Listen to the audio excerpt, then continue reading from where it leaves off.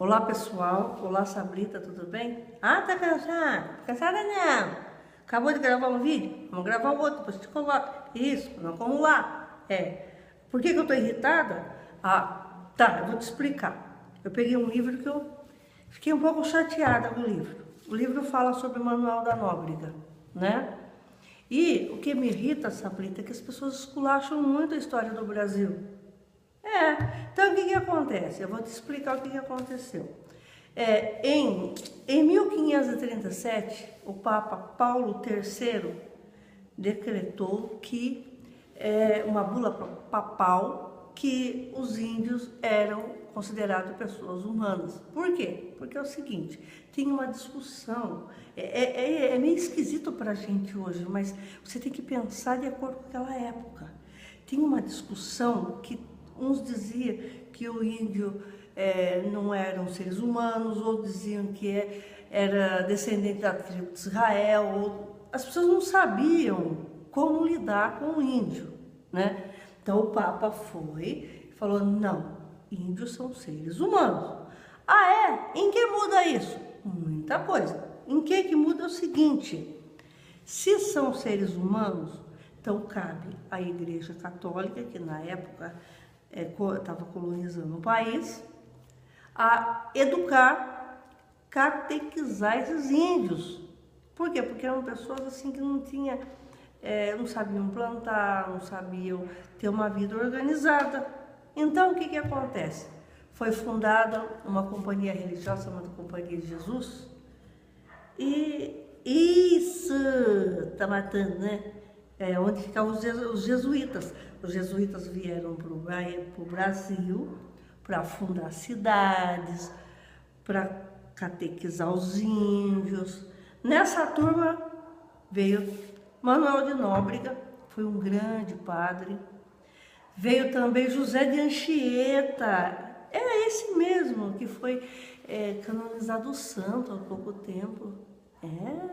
José de Anchieta, maravilhoso, um homem muito bom, tá? Então, o que acontece? No livro que eu peguei da amiga para ler, dá aquela pitadinha de maldade, dizendo, olha, eles vieram para cá para destruir a cultura indígena.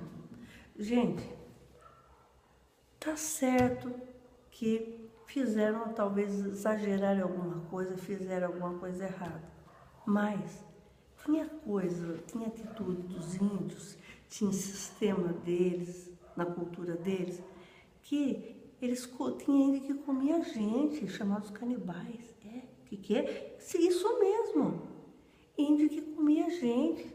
Tinha práticas que não condiz com o que você achava natural na época. Foi isso sim, Sabrita. O que acontece? Então eles vieram, por exemplo, José de Anchieta foi aprender a falar o tupi-guarani para poder conversar com os índios.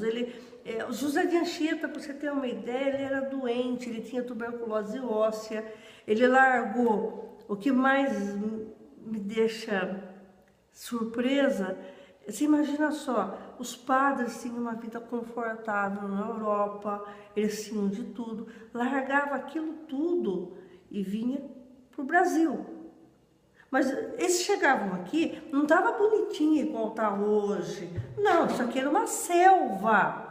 Isso, eles não sabiam o que ia achar pela frente.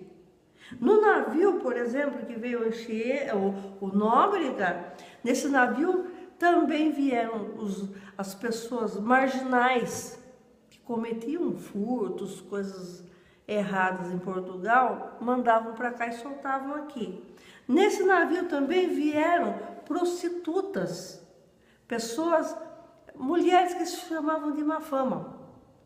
Você ter uma ideia, foi tão interessante que o Nóbrega conversou com essas mulheres para ela trancar a porta do quarto, para não ter prostituição com os marinheiros dentro na viagem para o Brasil.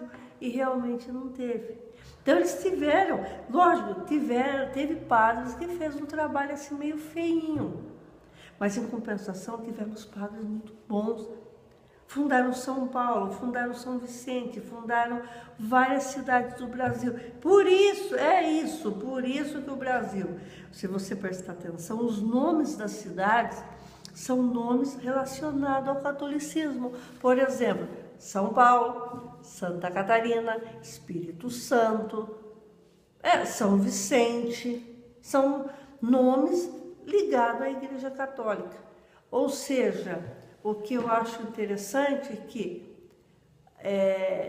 o nosso país hoje tem uma estrutura muito bonita devido ao trabalho dos jesuítas. É isso, devido ao trabalho dos jesuítas. A mensagem que eu quero passar para a nossa galera ali é o seguinte, porque eu estava pensando uma coisa, Sabrita. Eu acho que o nosso país só vai para frente quando a gente parar de falar mal dele, quando a gente estudar a história dele e ver coisas lindas que o nosso país tem, a dificuldade que foi para fundar cada cidade. Veja bem, São Paulo, por exemplo, você vê o colégio dos jesuítas para catequizar os índios, para educar, sabe? Então, Sabrita, que eu acho que a gente devia estudar mais a nossa história e valorizar a nossa história, valorizar o nosso país. É o nosso país, é a nossa casa. Se a gente não cuidar da nossa casa, quem vai cuidar? Se a gente não valorizar a nossa história, quem vai valorizar, Sabrita? Isso que eu quero pedir para as pessoas. Vamos ver, sabe? Imbecilizam a nossa história. Dom João VI fez um trabalho lindo. Lógico que ele era frágil, ele era um ser humano normal como outro qualquer, mas ele foi um grande imperador. Sabe, nós temos histórias lindas da monarquia. E o que acontece? Jogaram para baixo do tapete, tá lá, largado, tá? Mas a história de dar orgulho da nossa pátria, orgulho do nosso país, orgulho de cada cidade fundada com o nome de santo. Nosso país é pacífico, por quê? Porque ele é cristão. Pode ver, um país cristão, abençoado, de tudo dá.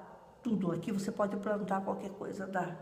País riquíssimo, que mesmo com tantos políticos roubando, ainda dá para sobreviver aqui, viu? Você tem uma ideia como é que é a situação. Então, devemos valorizar a nossa raiz. Parar de falar mal. Ter orgulho dela, né? Aí vai ver só como Deus vai abençoar cada vez mais o nosso cantinho aqui, tá?